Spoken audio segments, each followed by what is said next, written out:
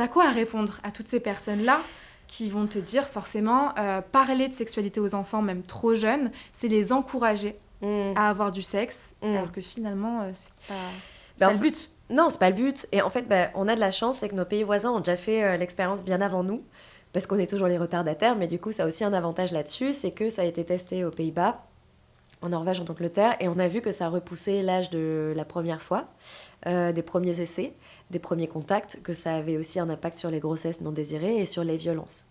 Donc déjà, ça a un impact sur notre santé qui est plutôt positif. Cela dit, on ne parle pas de sexe aux enfants. On parle de contact. On leur apprend que leur corps est le leur et que donc si le prof de sport leur touche les fesses, il faut en parler à papa et maman. Que si papa rentre dans ta chambre la nuit, il faut en parler à maman. Donc on va pas utiliser ces termes, c'est vrai, mais on va dire telle zone.